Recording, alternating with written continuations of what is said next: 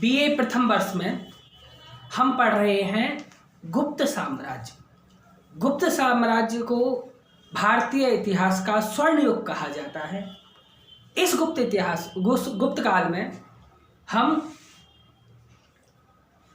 समुद्रगुप्त को पढ़ चुके हैं।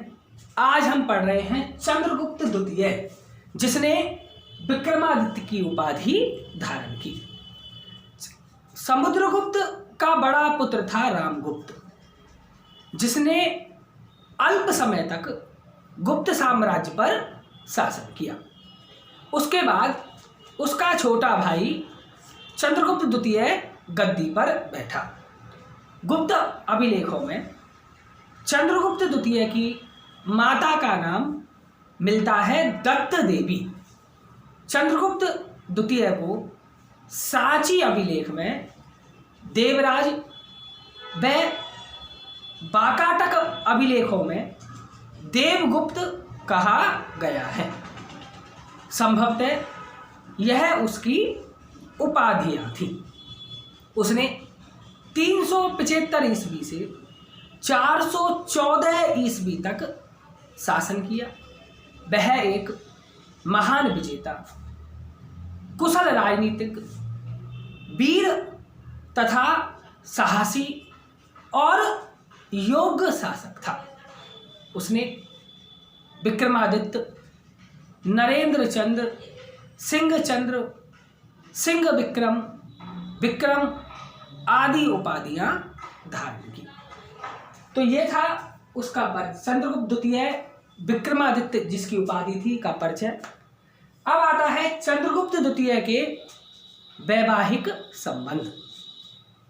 चंद्रगुप्त की पुत्री प्रभावती गुप्त के पूना और रिठपुर के ताम्रपत्रों से पता चलता है कि चंद्रगुप्त द्वितीय ने नागवंश की राजकुमारी कुबेर नागा से विवाह किया था। इस विवाह से उत्तर भारत में शक्तिशाली राजवंश जो नागवंश था वह गुप्त साम्राज्य का मित्र बन गया। इसी प्रकार उसने वाकाटक वंश के राजकुमार रुद्रसेन के साथ अपनी पुत्री प्रभावती का विवाह कर दिया। तालकुंड अभिलेख से पता चलता है कि कदंब नरेश काकुस्थ वर्मन ने अपनी एक पुत्री का विवाह चंद्रगुप्त द्वितीय के पुत्र कुमारगुप्त के साथ किया था। इन वैवाहिक संबंधों से उसके प्रभाव एवं शक्ति में वृद्धि हुई तथा उसकी जो राजनीतिक स्थिति थी वह सुदृढ़ हो गई। अब आता है चंद्रगुप्त द्वितीय की विजय। चंद्रगुप्त द्वितीय की विजय में सबसे पहले आता है गणराज्यों पर विजय।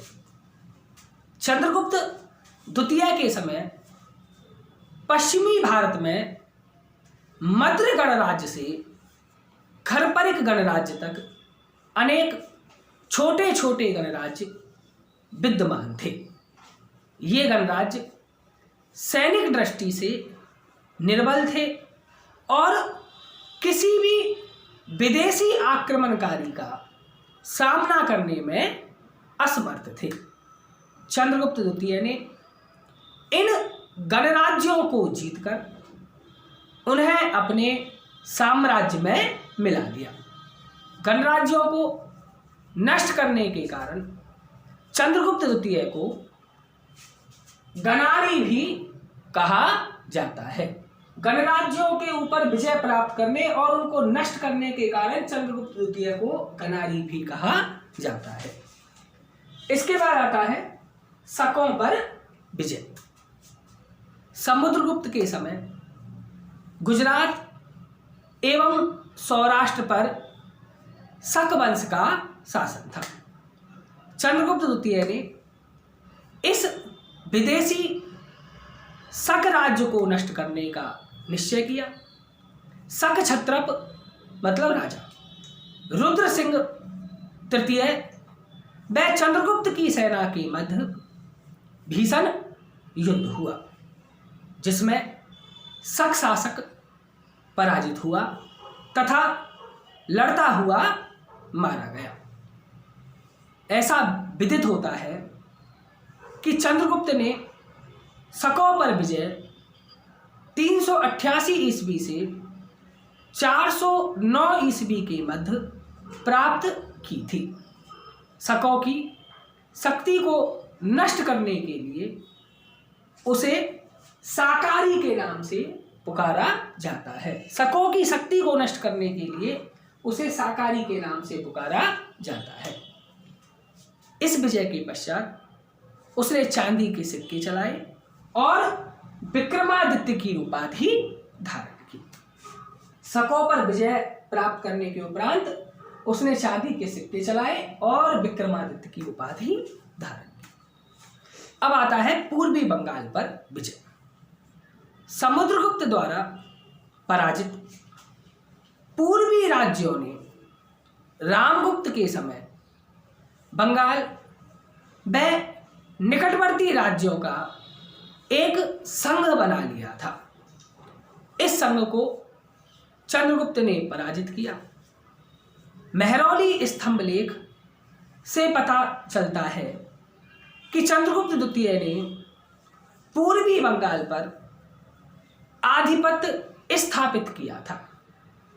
अब गुप्त साम्राज्य की सीमा आसाम तक हो गई थी। ताम्रलिप्ति का बंदरगाह भी चंद्रगुप्त को प्राप्त हुआ। इसके बाद आता है बहालीक राज्य पर विजय।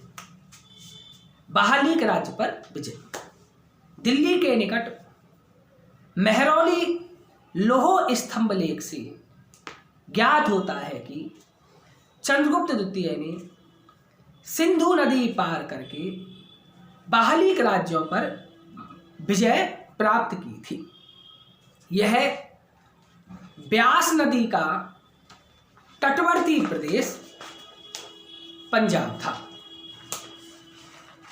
इस विजय की स्मृति में ब्यास नदी के तट पर चंद्रगुप्त ने एक विजय स्तंभ की भी स्थापना की थी।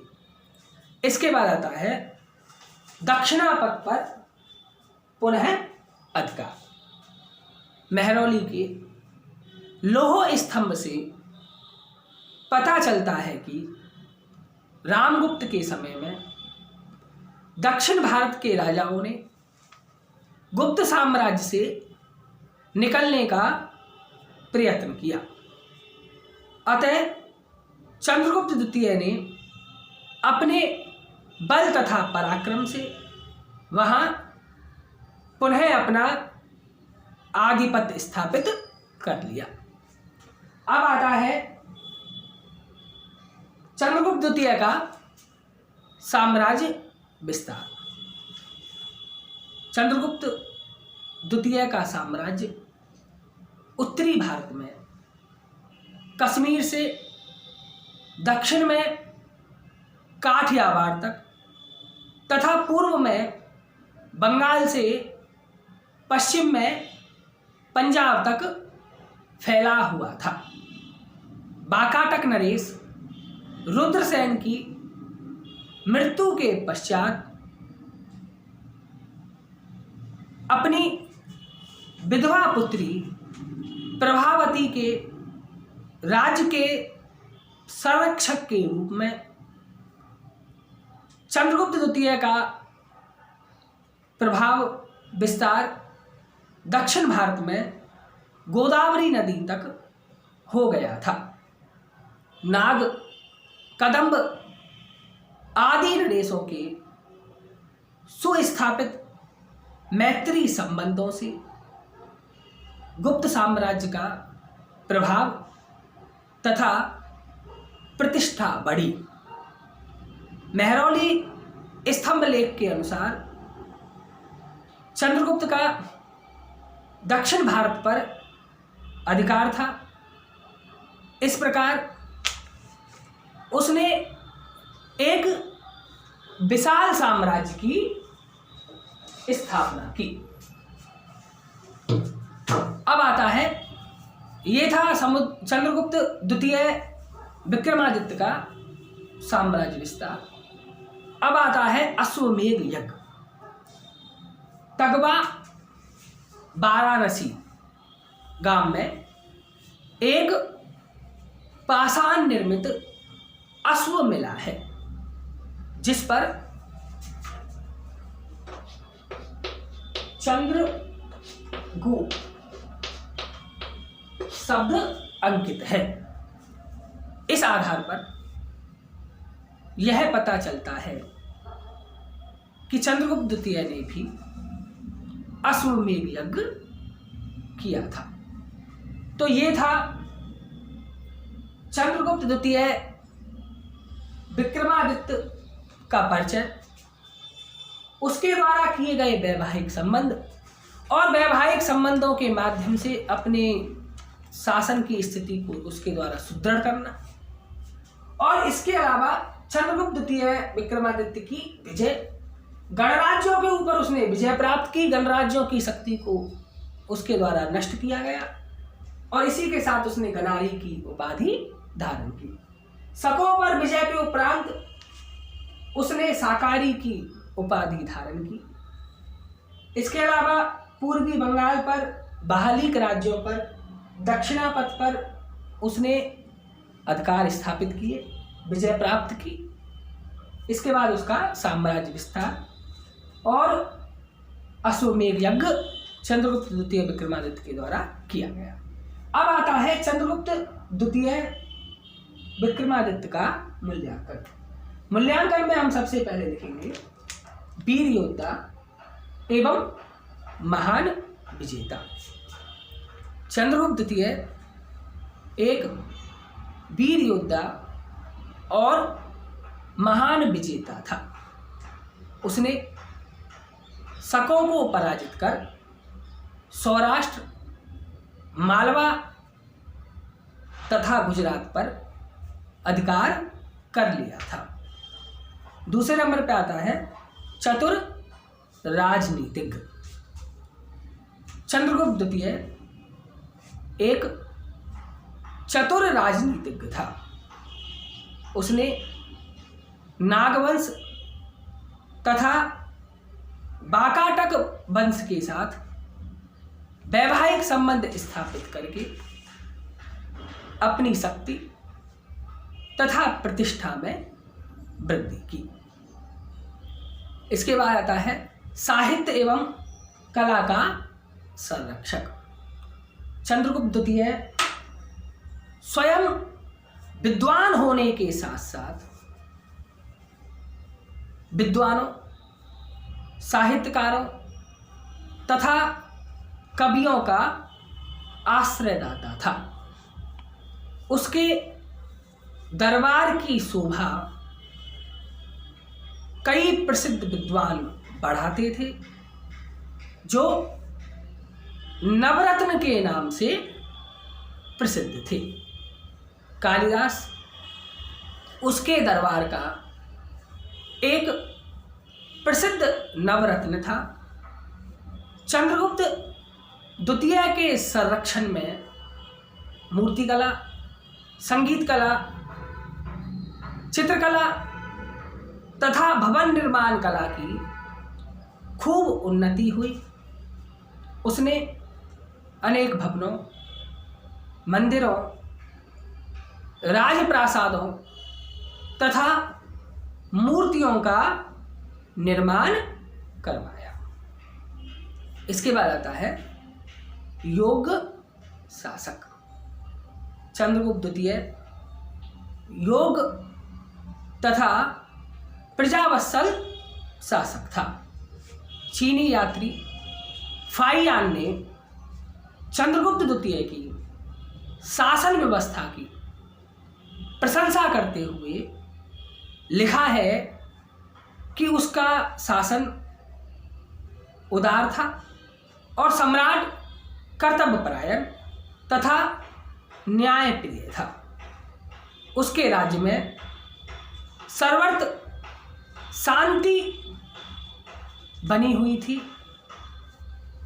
फाहियान चंद्रगुप्त द्वितीय के समय में भारत आया था, जिसने फाको की नामक पुस्तक लिखी। तो ये थी चंद्रगुप्त द्वितीय का मूल्यांकन। चंद्रगुप्त द्वितीय का मूल्यांकन में वीर योद्धा और महान विजेता, चतुर राजनीतिज्ञ, साहित्य तथा कला का संरक्षक और योग्य शासक। तो डॉक्टर B.A. स्मिथ ने लिखा है कि चंद्रगुप्त द्वितीय एक सशक्त और प्रचंड शासक था और एक विस्तृत साम्राज्य की वृद्धि और उसके प्रशासन के लिए सुयोग्य था। वह बड़ी बड़ी उपाधियों का इच्छुक था, जिनसे उसकी वीरता तथा पराक्रम का परिचय मिलता है। तो ये था चंद्रगुप्त द्वितीय विक्रमादित्य, जिसने 375 से लेकर के 414 ईस्वी तक शासन किया और उसकी उपलब्धि।